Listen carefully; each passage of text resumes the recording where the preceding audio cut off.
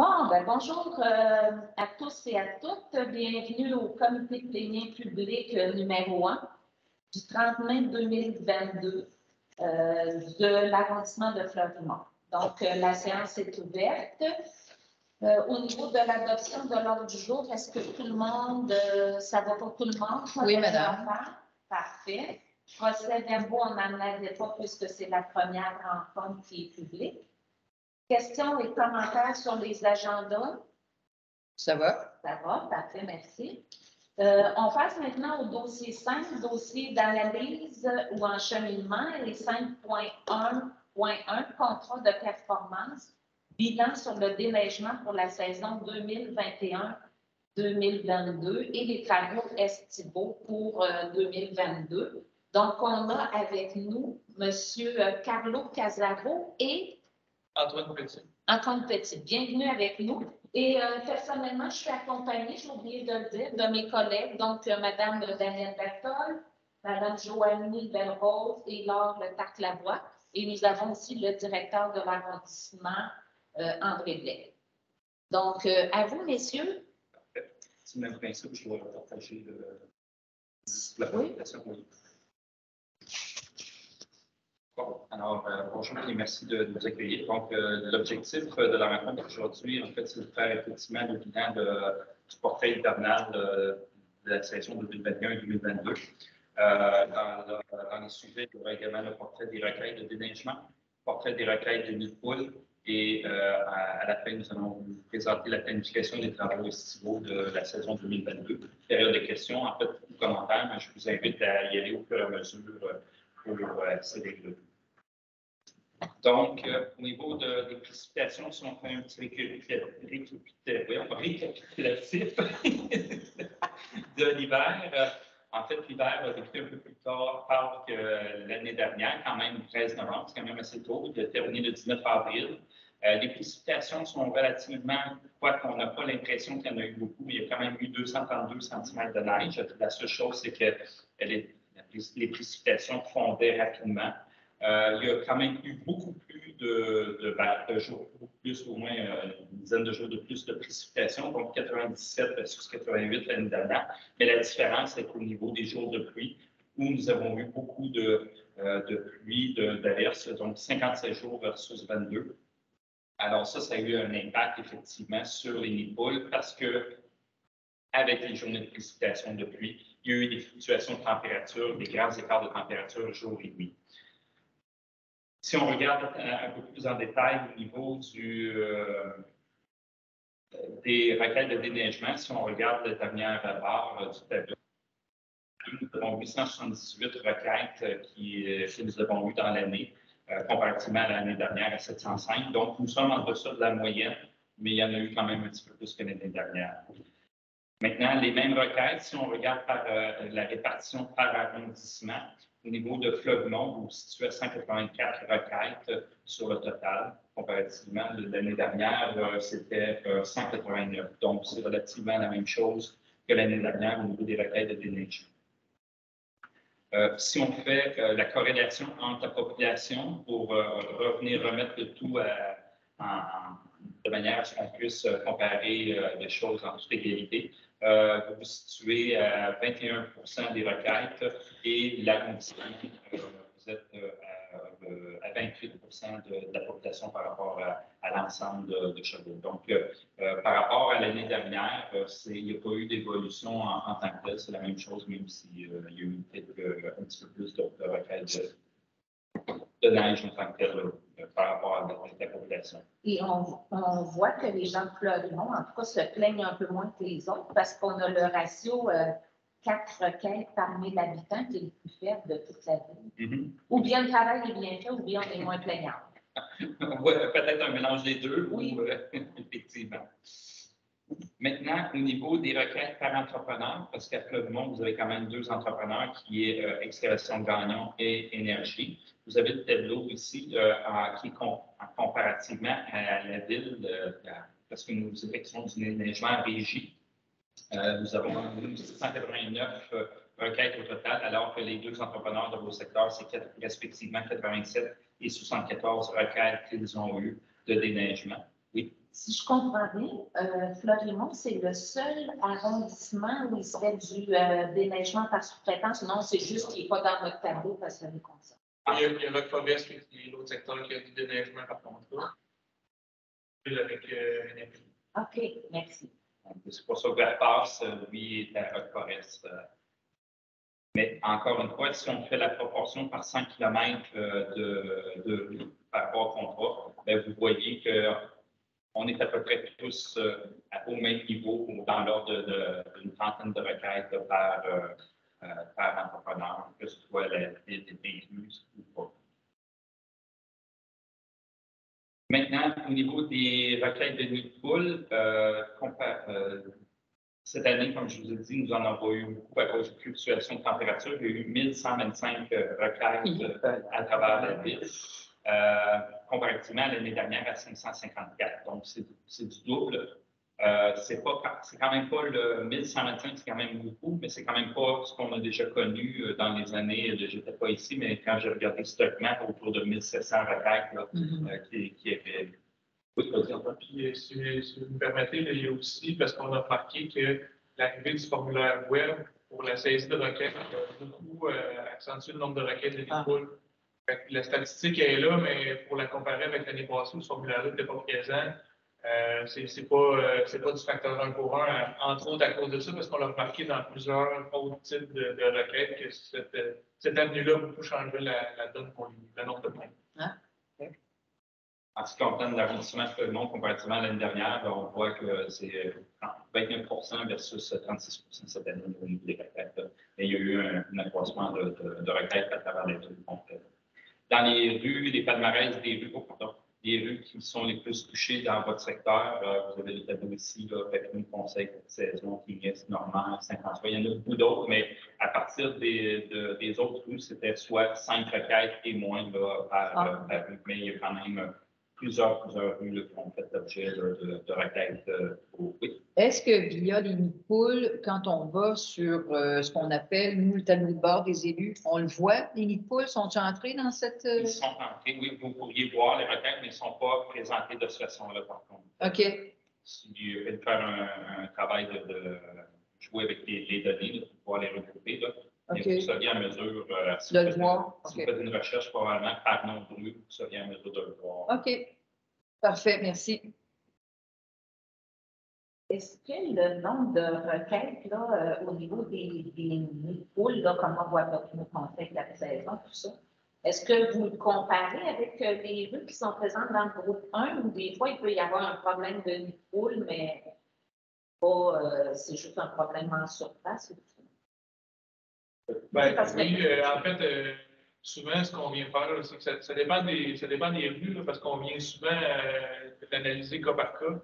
Mais la plupart des rues, on vient valider dans la planification triennale qui regroupe les rues du groupe 1, là, principalement, pour qu'on puisse venir voir lesquelles on peut agir et quand est-ce qu'ils sont prévus pour agir le plus efficacement, en fait. Fait que c'est sûr qu'à toutes les fois qu'il y a des interventions à les faire là, on valide s'ils sont prévus ou pas.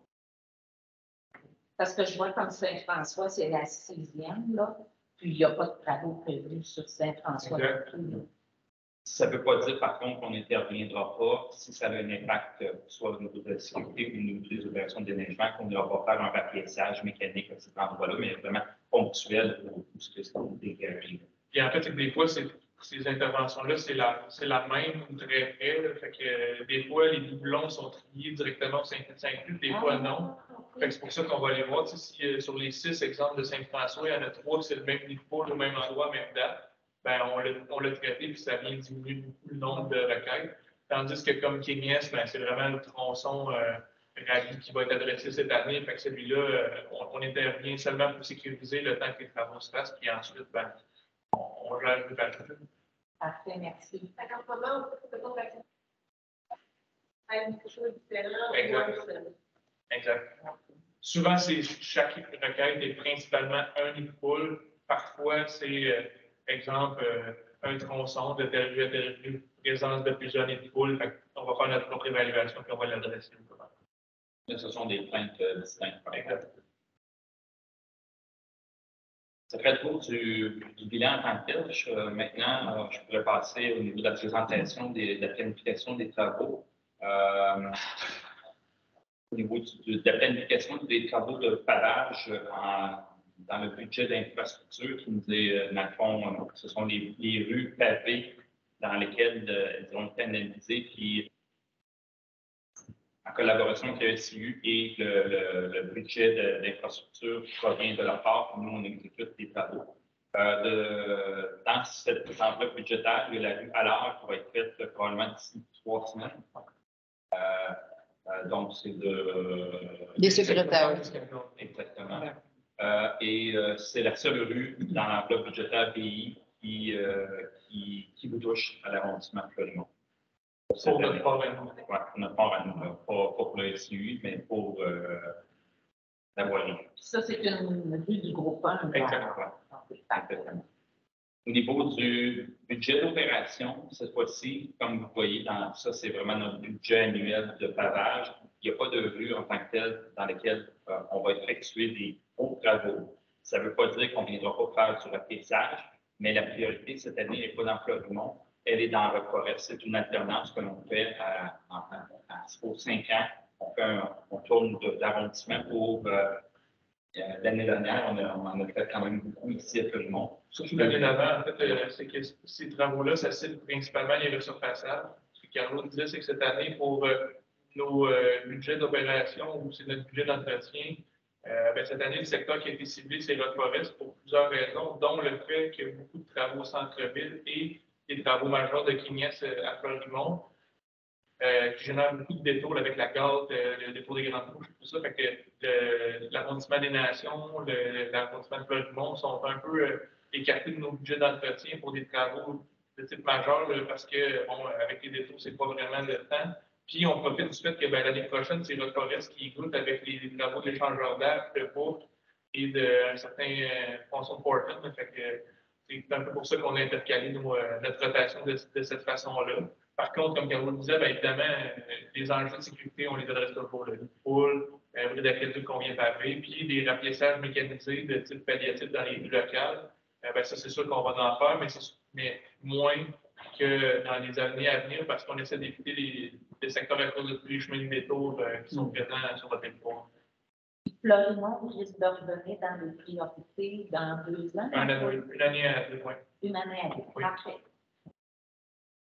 Au niveau des rechargements granulaires, ce sont tous les rues en gravier sur lesquelles nous, on vient refaire du rechargement. Il n'y en a pas à Fleurimont. Il n'y en a pas à Fleurimont, effectivement. En fait, le seul, il est pavé, il était beau.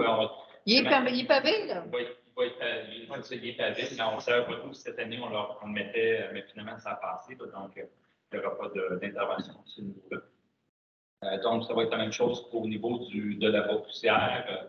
Étant donné que vous n'avez pas de chemin en gravier, il n'y a pas de poussière qui va être épandue. Puis, au niveau des fossés, je crois que. Ah non, il n'y en a pas non plus, il n'y a pas de travaux.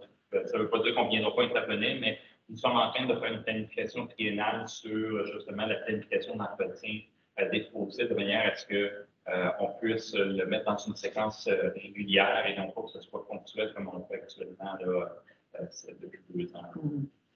Je pense entre autres à Nil, des chemins comme ça. Chemin Lemay. Oui, je peux rajouter que c'est un peu sur le déneigement. Oui.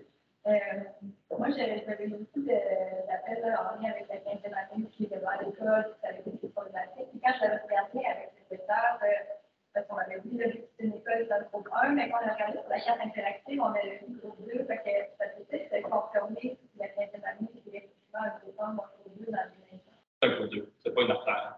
Mais c'est dans l'école, fait que je pensais que dans les écoles, il était priorisé, c'est ça qu'on avait dit. En fait, sont priorisés par rapport à l'ensemble des routes locales, parce que dans le fond, il peut y avoir des écoles dans des rues, dans des quartiers résidentiels qui sont priorisés dans ce sens-là, mais pas par rapport à l'ensemble du collectif. OK. Donc, ça ne nous dérange pas que dans les écoles, il n'y ait pas de neige puis des enfants qui passent. Puis, ça va être prévu dans la politique de la ville également. Oui, ça sera vraiment des orientations que vous pourrez nous donner, à savoir si vous voulez que toutes les écoles soient déneigées, puis l'enlèvement de la neige soit fait systématiquement à chaque tempête devant les écoles ou des débarcadères. Ce sera des orientations parce que tout ça a un coût, évidemment. Nous, nous, on applique ce que la volonté du Conseil dans la mesure de la politique le définit. Alors, c'est tous des éléments qu'on pourra revoir selon ce que les besoins de la sensibilité des gens que dans vos arrondissements ont et que vous voulez adresser.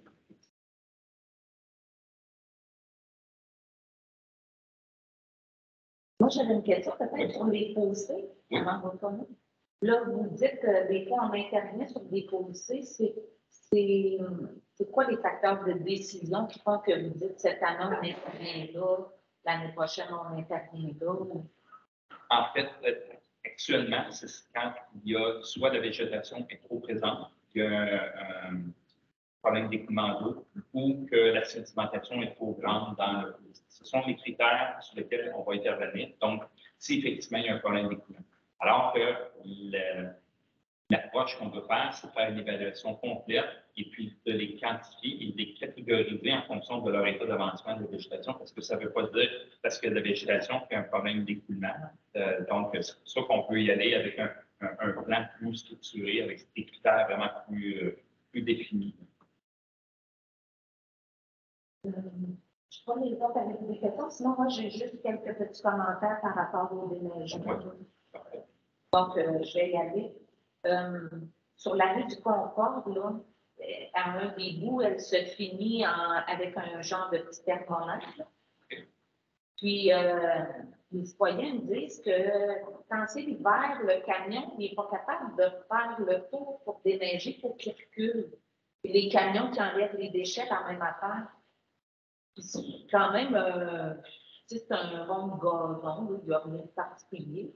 Je me demandais, ça serait mieux qu'on retranche une partie du talus pour permettre aux camions de pouvoir vraiment faire le tour, puis ce serait mieux pour déneiger, je ne sais pas. Dans le fond, c'est probablement que la dimension du grillage est effectivement permet pas n'est pas assez grand pour permettre le braquage du véhicule. À ce moment-là, oui, ça peut, si c'est toujours dans l'emprise de rue, il y a moyen de faire des travaux, effectivement.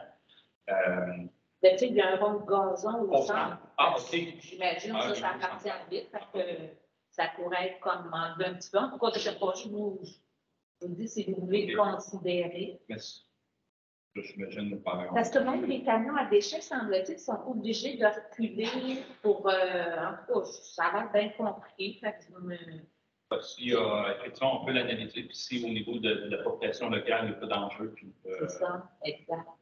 L'autre chose, c'était juste le dernier hiver, j'ai un trottoir sur une rue qui a juste un trottoir qui avait été enneigé. Je l'ai souligné, je l'ai au plein des citoyens. On m'avait dit que ça serait remis à l'état, c'est comme redéneigé, que ça ne l'a pas été. Mais je veux juste vous dire, tu sais, les trottoirs sur les T1, c'est important qu'ils soient bien déneigés parce que les autos, hein, qui servent, nous autres, on est dans un coin où il y a des. Quand tu pars de Saint-François et tu te rends à Chicoine, là, ça monte pas mal. Fait qu'on a juste une T1 qui monte. Fait que tout le monde le sait, elle est bien déneigée. Fait que quand tu as besoin de grille, ben c'est là que tu passes. Fait que pour les piétons, il y a beaucoup d'autos. C'est important que ce trottoir-là reste déneigé. Il est juste d'un bord. C'est sûrement un oubli, là, je ne sais pas, mais je veux le rappeler pour pas que. Normalement, il n'y a pas de raison que ce soit oublié. C'est ça, puis quand je l'ai souligné, on m'a dit on va le corriger. Fait que moi, je rappelle les citoyens, je dis parfait, ils vont me corriger, puis ça n'a jamais été fait. Okay. Il restait peut-être 4 semaines à l'hiver. Disons que. Toute la rue, c'est de. Juillet. Oui. La problématique, c'est qu'on avait soufflé de la neige pour enterrer ce trottoir-là. Je ne sais pas, mais tout à coup, les citoyens m'appellent et disaient hey, notre trottoir n'est pas déneigé. Fait que je ne sais pas, aviez-vous soufflé ou oublié de le déneiger? Là, je ne peux vraiment pas dire. Sauf que le trottoir est impraticable. C'est ça. Pour ça, juste, je voulais faire un petit rappel. Mais sinon, moi, je n'ai vraiment pas eu de plainte là, à part ces deux cas-là. Là. Ça a bien été. Ben, peut-être qu'on en avait parlé, mais si ce n'est que du soufflage là, sur les pelouses. Effectivement, on va corriger par rapport à l'année prochaine. En même temps, lorsque, comme je vous l'ai mentionné lors de la rencontre, je vais préparer un dossier pour donner un projet de réduction de la politique. Parfait. Ça répond aux questions de tout le monde? Oui, madame. Bon. Pardon. Oui. J'ai dit, ça répond à toutes nos questions, donc je ne sais pas si vous avez autre chose dont vous souhaitez nous parler. Ben oui, Antoine aimerait. Ben oui, en fait, je me fais mon propre ambassadeur pour essayer de réduire le nombre de requêtes pour ce qui est du pavage mécanisé qu'on fait de type palliatif, mais avec une paveuse. En fait, l'année passée, on a remplacé 4 équipes de pavage manuel par une équipe avec une petite paveuse qu'on appelle. Puis vous en avez certainement entendu parler parce qu'on était dans le secteur de l'arrondissement des Nations, dans le secteur nord l'été dernier, où on pavait certains tronçons de rue, mais qu'on ne se rendait pas de bordure à bordure, puis qu'on restait dans les villes de rue. Bon, mais ça, c'est une pratique qu'on va maintenir, en fait, puis pour vous l'expliquer de façon très sommaire, pour retirer votre temps précieux de toute façon. En fait, cette intervention-là, c'est de remplacer l'action manuelle de paver des rues locales pour réduire le nombre de nids de poules puis améliorer un petit peu le confort de roulement de façon palliative des rues. On utilise la même machine à peu près que pour faire des types de travaux de resurfaçage. C'est normal que dans un but de sécuriser les rues, de faire des travaux dits palliatifs, donc qui n'améliorent pas nécessairement la durée de vie de l'ouvrage, ben, on ne vient pas se rendre au chacun des bordures, puis on reste dans les pistes de route où les risques de bris peuvent arriver, les accidents peuvent arriver, mais ça reste que dans les accotements, ça peut rester laid et aussi faire des sauts entre chacune des interventions parce qu'on y va au pire, mais ça reste le même type d'intervention qu'on faisait de façon manuelle. Là, on vient juste le faire de façon mécanique, ce qui augmente, beaucoup le rendement, deux, diminue de beaucoup les risques de blessures, parce qu'on a bien remplacé une action manuelle par une action mécanique. C'est normal si jamais, parce que ça se peut qu'on vienne faire des interventions comme ça dans vos secteurs, que les gens appellent parce qu'ils voient une paveuse débarquer sur leur rue et qu'ils ne peuvent pas faire les travaux complets, puis c'est une job bâclée, mais c'est qu'en fait, c'est une job palliative. Le but, c'est d'acheter du temps jusqu'à temps que les SU l'adresse avec leurs opérations de planification triennale. Madame Bertha. OK. Pavage au milieu pour protéger, donner plus longue vie. Oui. Mais exemple, j'ai un bel exemple pour vous sur la rue Agathe. À partir des Turquoises jusqu'à des Chardonnerets. C'est peut-être pas toute la distance, mais moi, c'est les bords de rue. J'en ai plus. C'est des trous. Tu vois des différentes épaisseurs d'asphalte. Les gens viennent faire des nids de poules, mais c'est parce que c'est comme si c'est pas en face du 2202, je dis n'importe quoi comme adresse, celle du 2203, il n'est pas rempli. J'ai une belle lisière. Une belle lisière. En fait, c'est sûr que ça, on l'adresse au même titre que dans certains secteurs où il y a des pistes cyclables en bordure de rue, bien évidemment, on va aller cacher le réseau cyclable pour pas que les vélos, rollerblades ou autres se blessent. Mais de façon générale, c'est normal que ce ne soit pas noir, bordure à bordure, de jusqu'à la fin de chantier, comme on fait avec des travaux de ressourçage. Oui, mais à ce moment-là, pouvez-vous faire une intervention sur Agathe juste pour sur la bordure? Oui. Mais au lieu de faire juste quelques trous, mais faire un rectangle qui serait de la bordure à peu près au quart de la rue. Oui, tout à fait. Parce que c'est terrible, là. Alors, je fais quoi pour faire ça? Je remplis un formulaire? Non, on le prend. Faut aller voir. De toute façon, M. Casaro, vous passez souvent là, sur Agathe. Mais pas sur Agathe, mais dans ce coin-là. Donc, allez voir à partir, mettons, je vous dis des Turquoises, mais c'est plus haut que ça un petit peu, en allant vers des Chardonnerets. Ou des Chardonnerets en descendant vers Turquoise, du côté droit, là, ou à gauche, si vous montez, c'est épouvantable. L'autobus passe là, hein? Ben, c'est ça. Alors, on voit ça fait combien d'années qu'on met de l'épaisseur d'asphalte? C'est vraiment problématique. Ouais, au même titre que le centre de côté, c'est côté qui a besoin d'un peu d'entretien palliatif.